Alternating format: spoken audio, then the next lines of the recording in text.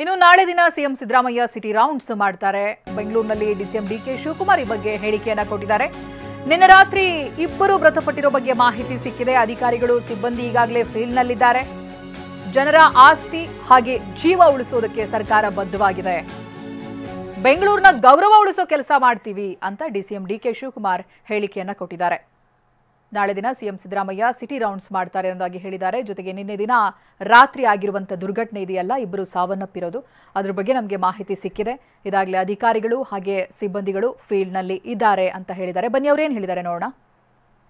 2 ಜನ ಡೆತ್ ಆಗಿದ್ದು ನಿನ್ನೆ ರಾತ್ರಿ ನಮಗೆ ಸಾಯಂಕಾಲನೇ ಗೊತ್ತಾಯಿತು.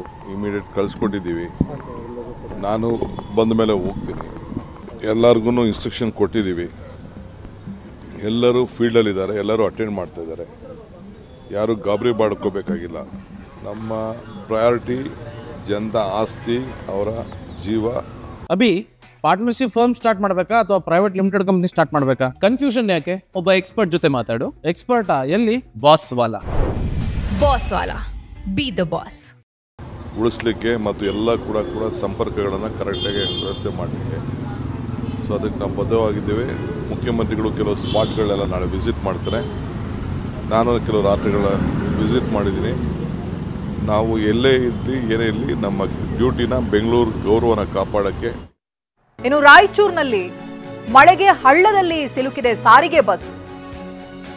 ಕೆಕೆಆರ್ಟಿಸಿ ಬಸ್ ಹಳ್ಳದಲ್ಲಿ ಸಿಕ್ಕಾಕೊಂಡಿದೆ. ಪ್ರಯಾಣಿಕರು ಪರದಾಡ್ತಾ ಇದ್ದಾರೆ. ಲಿಂಗಸಗೂರು ತಾಲೂಕಿನ ಆನ್ವರಿ ಗ್ರಾಮದ ಬಳಿ ಘಟನೆ ನಡೆದಿದೆ. ಹಟ್ಟಿ ಹೈದರಾಬಾದ್ ಮಾರ್ಗದ ಹಳ್ಳದಲ್ಲಿ ಬಸ್ ಸಿಕ್ಕಾಕೊಂಡಿದೆ ನೋಡಿ. ಕವಿತಾಳದಿಂದ ಹಟ್ಟಿಗೆ ಹೋಗುವಾಗ ಹಳ್ಳದಲ್ಲಿ ಸಿಲುಕಿರುವಂತಹ ಬಸ್ ಇದೀಗ ಜೆಸಿಬಿ ಸಹಾಯದಿಂದ ಬಸ್ ಅನ್ನ ಎಳೆದಿದ್ದಾರೆ ಸಿಬ್ಬಂದಿ ಹಾಗೆ ಗ್ರಾಮಸ್ಥರೆಲ್ಲರೂ ಸೇರಿ. ಹಳ್ಳಕ್ಕೆ ಹೋಗಿ ಸಿಲುಕಿದ್ದಂಥ ಬಸ್ ಅನ್ನ ಜೆಸಿಬಿ ಸಹಾಯದಿಂದ ಮೇಲೆತ್ತಲಾಗಿದೆ. ಕೆಕೆಆರ್ಟಿಸಿ ಬಸ್ ಪ್ರಯಾಣಿಕರು ಕೂಡ ಇದ್ರು. ಪ್ರಯಾಣಿಕರು ಕೂಡ ಪರದಾಡಿದ್ದಾರೆ.